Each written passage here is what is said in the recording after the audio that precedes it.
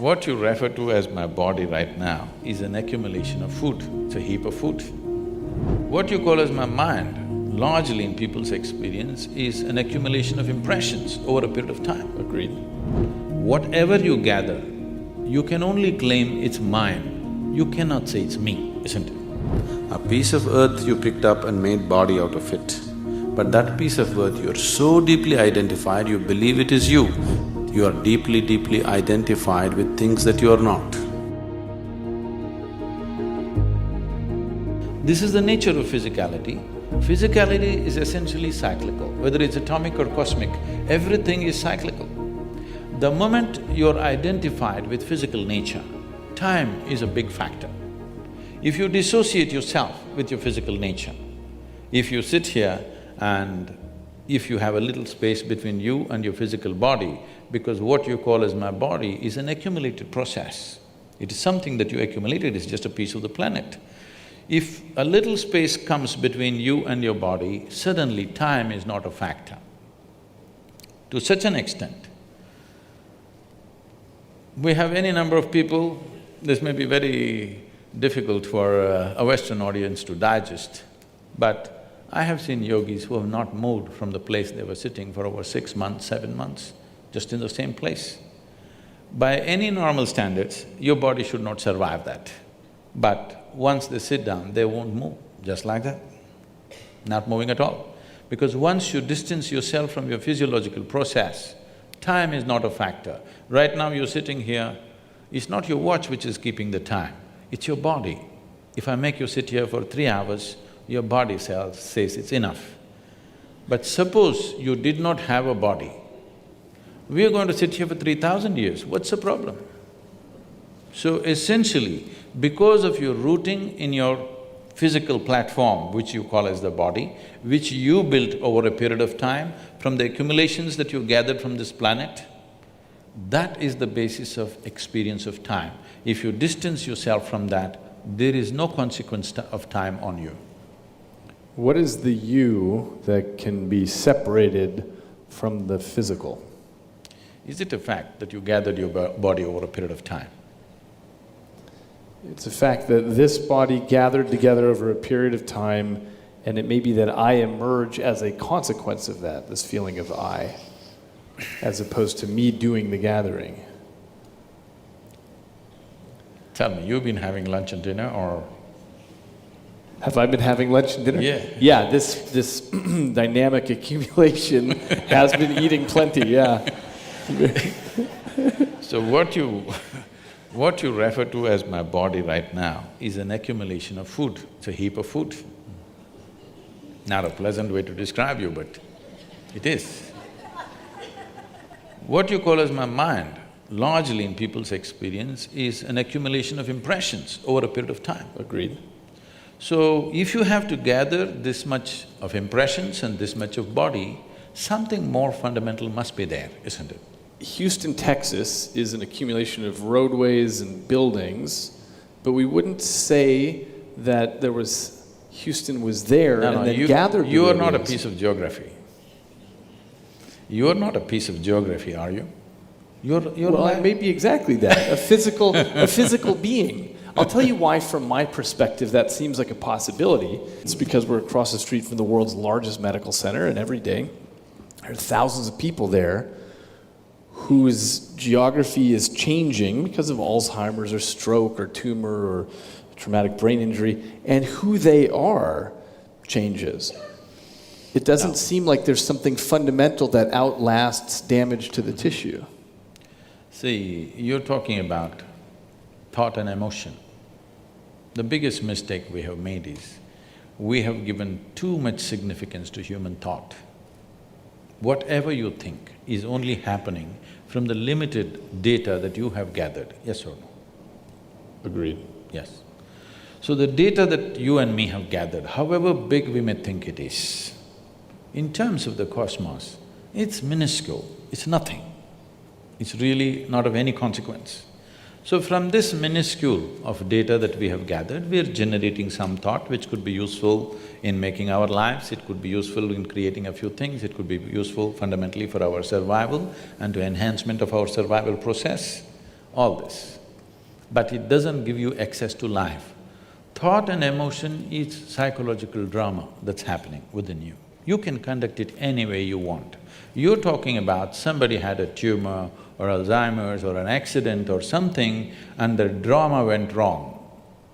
The drama can go wrong even without any of those ailments. You ask people. People's drama goes wrong without any accident or injury or ailment, just like that, drama goes wrong on a daily basis for a lot of people. We usually give that a name though, something like depression or a psychotic break. Oh, that's a business.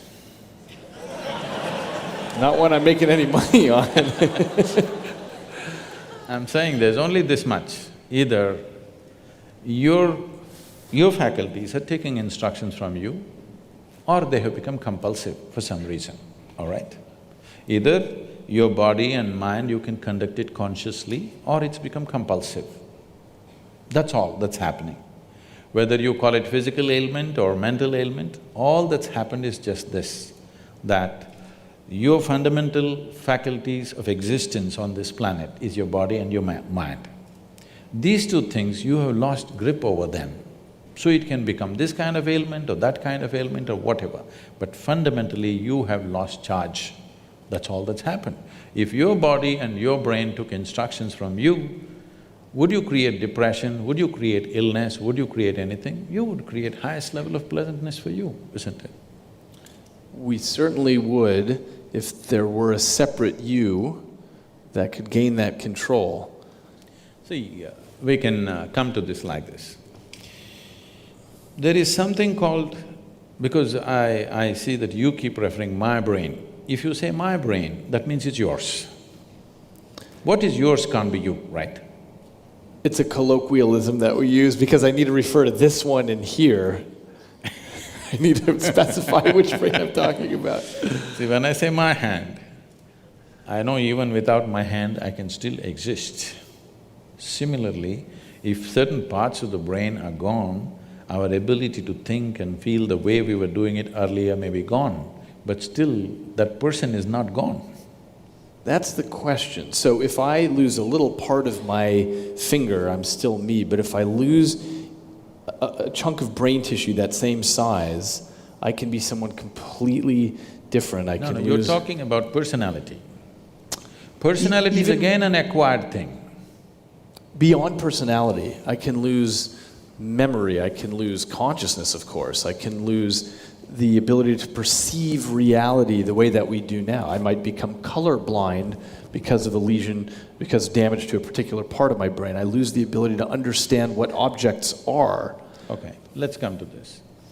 See, suppose somebody became colorblind because of an injury or whatever that happened to them, unfortunately. That person still knows, I have become colorblind, isn't it? He's still there. It's true for the person who becomes colorblind, but it's not true for example, a person who is born colorblind. They don't even have a concept that they could be. They don't have a concept of color. So let's take a person who's born blind entirely. They don't even have a concept of vision. So who's the you for them? Do they… See, even a person who has visually impaired, who's never seen the world around, he still exists within himself. He's as much a man or a woman as anybody else can be. It's just that if all of us were blind, we would be quite a fine society without eyes. Right, right. Yes, isn't it? Only because somebody has and I don't have. In comparison, I have a problem. Otherwise, if none of us had eyes, you think we wouldn't have found our way around? We would have. Maybe not the same way, in a different way. Oh, I totally agree, because in so many dimensions… There are mammals who were flying by, sound. Yeah. Well, there are so many dimensions that we are blind to now. So what we call visible light is just a 1/10 of the electromagnetic spectrum that's out there. We only detect a little bit. In some branches of physics, it seems there might be between 10 to 13 spatial dimensions, not just these three, and yet we're trapped in these.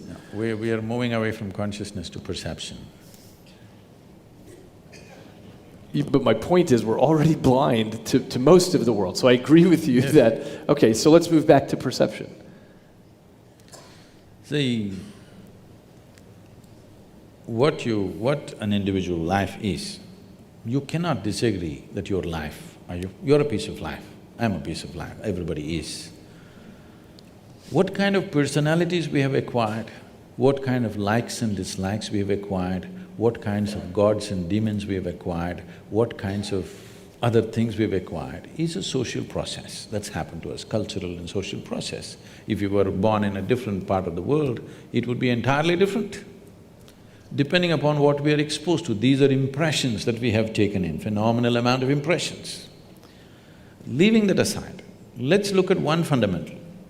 Whatever you gather, you can only claim it's mine. You cannot say it's me, isn't it? Whatever you gather. How do you mean? You mean your body? You say anything. I can say, this is my chair. If I sit here every day and then I say, this is me, then there's a problem.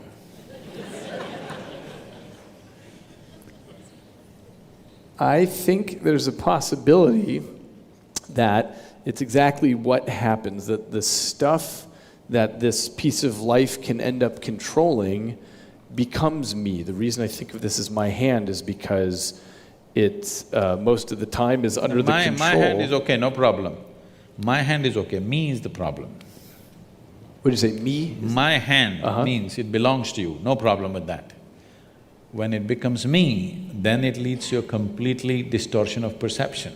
Okay, I think… So you're talking about identity, what you identify yourself as? See, the nature of the mind is such, it is looking for because human intellect and human intelligence has broken out of a certain bond which was there for every other creature, that they could function like an automated machine through certain instinctual process. What has happened with the human being with the process of evolution is, the human being has broken out of that instinctual process and there is an intelligence which has to function consciously. But functioning consciously means every moment of life is an exploration, which is too scary for a whole lot of people. So the best thing is identify with something which gives you some sense of what you are. But this some sense of what you are, which you took on based on your social and cultural backgrounds, what you took on, makes sense for your survival process, but not for explorative process. It doesn't explore life, it keeps you sane. It's a good solace, it helps you to sleep well in the night, but it doesn't awaken a different dimension of knowing, it doesn't awaken the possibility of exploring dimensions which are not yet within you. So if this has to happen, the most important thing is to be able to sit here not identified with anything. When I said, it's so hard to remain uneducated in this world, because everybody is busy wanting to teach you something. This is all I did in my life, to remain uneducated. Not to be influenced by parents, by family, by religion that's happening around you, culture that's happening around you, education that people are forcing on you, just to be the way creation intended you to be, simply. See, I may not fit into the university milieu, but I'm okay, you know. Just simply the way you were born. Not tangling up your intelligence to any particular thing, either your nationality or your religion or your race or your creed or your family or any kind of identity or your gender or whatever, simply to be able to view your life just as a piece of life. If one does this, then you will see perception will explode in ways that they have not imagined possible. Now, as a physical body, you're unable to not be influenced by the clothing of your culture, by… No, this is a statement, this is not a compulsive thing. but you don't dress as somebody who's Chinese or an Eskimo or something. When I'm in the North Pole, I will, I think.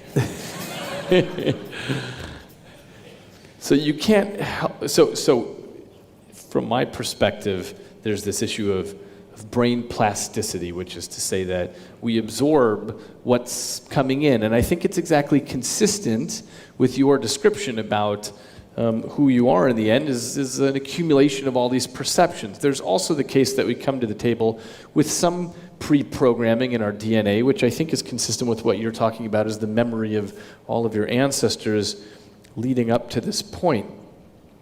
But because we are creatures that go around and vacuum in our cultures, and we speak this particular language, and we are males, and we dress in certain ways, it's hard to avoid that. Now, I'm guessing you're going to say, but you don't identify with it. Is that right? See, what is a social requirement is one thing. I just saw you going into the women's room. And you too, by the way. Because that was the only bathroom available. Yes. So, by social norm, you do certain things. Because in the room that we were sitting, there was only women's room. I don't know why they marked it like that. I don't know. So you went in, I went in, every other male went in, only the female did not go. So now what you do for the norm that exists so that you don't collide into situations is one thing. What you identify with is another thing. So the moment you identify with anything for that matter, starting from your body to everything else, what is your body is the limited body, what you call as family is a larger body, what you call as community is a much bigger body, what you call as a nation is a much bigger body, what you call as humanity is a much bigger body. This is how human identities go. People think it's better to be identified with a nation than to be with an individual when there is a war or when there's some situation. People think it's better to be identified with the whole humanity, but any identity limits you. It takes away the fundamental possibility of what this life is. Identity is required for survival process to manage day-to-day situations, but it is not an exploratory process. Because the intention of science is to know. See, technology is a fallout. Unfortunately in this world, nobody would fund science if it did not spin technology, which is a very unfortunate thing. Because human intelligence wants to know, it need not be useful, it simply wants to know. So technology is useful, and what is useful today, tomorrow you may realize is very destructive, it may take away our life. So technology has to be judiciously looked at, what to apply, what we should not apply, but that judiciousness is gone because everything is commercialized and it's on, full force. Everything that we do after 50 years, we come back and say we did the wrong thing, now we're doing the right thing, and again after 25 years we come back and say then we did the wrong thing, now we're doing the right thing. Every stage of life we seem to know it perfectly well, but after some time looking back we know we did not know nothing, we missed too many pieces. So technology is something that we have to judiciously do. Science must happen rampantly, mysticism must happen rampantly because this is simply exploratory. This is not about seeing how to make it useful. But today, modern science has become a slave of technology. If you don't make it useful, nobody is going to fund you anymore. If you simply say, I want to know, nobody is interested in this. How can it be turned into an enterprise? That's all they're interested in. This is a wrong way to approach science, because science is a fundamental need within a human being wanting to know. It's the nature of human intelligence. It is not something that somebody made up. It's not a bunch of scientists who made this up. This is a fundamental need within human intelligence wanting to know. It is the nature of a human being, if he sees something new, he wants to know what this is, whether it's a small thing or a big thing. So to continuously sustain that wonder, that sense of wanting to know, is the basis of science and mysticism. It is only the fundamental approach is different in the sense, science is trying to achieve everything through physical means, by taking physical quantities, going by the physical laws.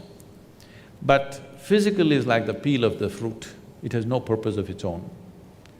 The peel is useful only as a protective layer to the fruit. Once the fruit is eaten, peel goes to the trash can. See, right now, the fruit is inside, so this body is very important. We have to feed it, we have to decorate it, we have to dress it up, we have to pamper it in so many ways. Tomorrow morning if the fruit is gone, nobody's interested in this body anymore. Nobody wants to transact with this anymore. Only because there is something else inside, body is such great significance. Once this is gone, what is this? This is just like a fruit peel. People want to get rid of it at the earliest.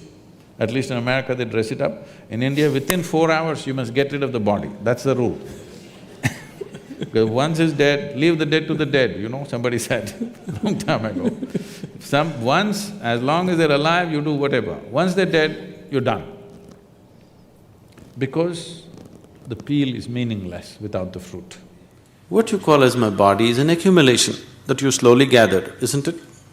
When you were born, you were only so much, now you're so much. Why? You gathered your body slowly, accumulation. What you call as your mind is accumulation. Everything that you know around you is accumulation, isn't it? That means you are deeply, deeply identified with things that you are not. A piece of earth you picked up and made body out of it.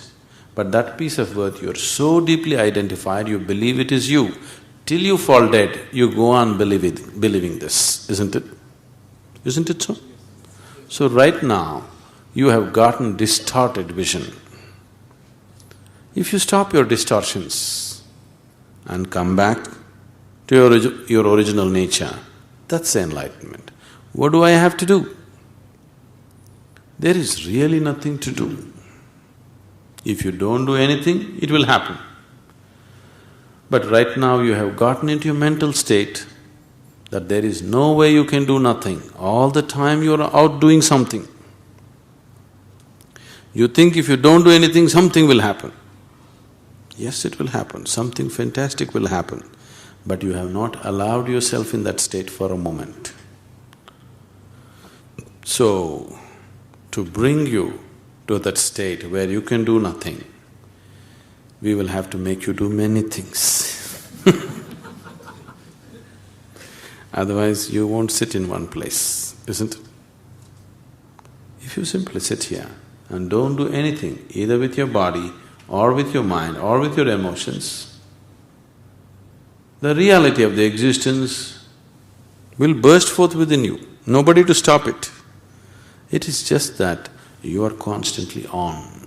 You have become such a slave of your mind. Endlessly it's going on. You can't stop it, you can't hold it, you can't do anything about it. Because once you get into the trap of the mind, it just goes on endlessly. It has its own momentum, you don't have to do anything about it. One day if you rev it up and leave it, it can go on for many years, picking up more and more momentum. It doesn't need your assistance anymore, isn't it so? Do you see this happening?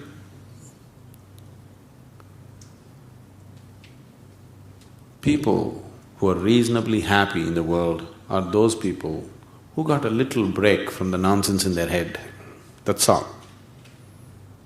They are not all the time like that. Some moments, they are not so messed up, so they are okay. If you don't mess yourself up, if you simply be here, you are enlightened.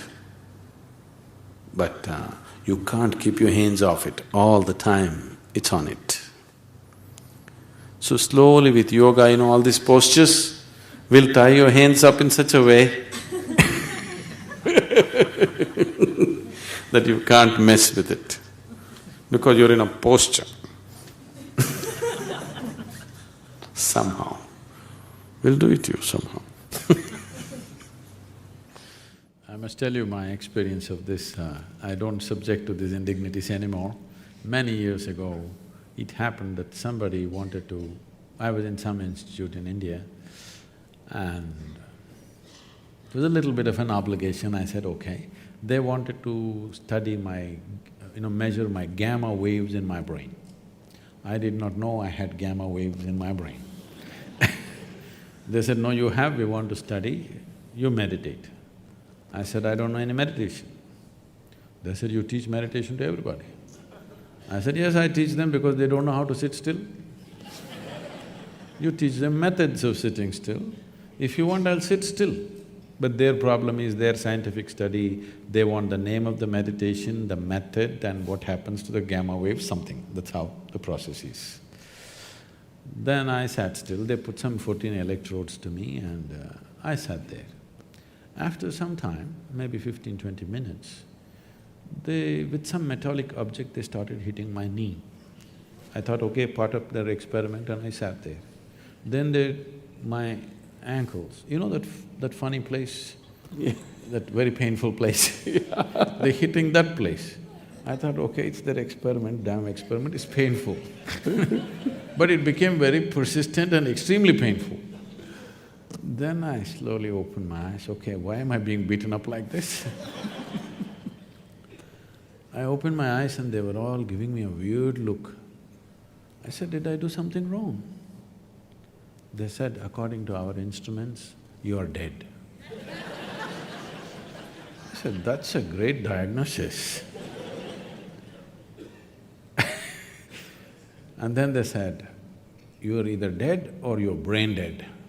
I said, no, that's too insulting. I'll take the first diagnosis. I'm dead, I'm okay. If you give me a certificate that I'm dead, I can live with that. If you give me a certificate I'm brain dead, that's not a good thing. So I don't know what this thing was about, but what I'm saying is, all instruments created by us are definitely lesser instruments than this one. It can't be more than that. Though a telephone can speak that far and I can only speak this far, all this, but they are lesser instruments in terms of sophistication. In terms of a particular action, they may be bigger than us. A bicycle can run faster than I can run, a motorcycle can go much faster where there is an aircraft which can fly. Yes, all that is there, but in terms of sophistication, there cannot be anything more sophisticated than who we are, because we cannot create something more sophisticated than ourselves. Whatever we create will be a byproduct of who we are. So in that context, using instruments to measure, yes, you can very easily fool the brain, you know, it's very simple. There are many techniques like this in yoga, like David is talking about, he was talking to me about how you could trick the mind, that a smell can become a sound can become something else. There are a whole lot of… without all these gadgets, there are many ways that you could trick the human mind. And the magicians of the world have mastered this thing, you know, simply like this, they pick things out of your pocket without you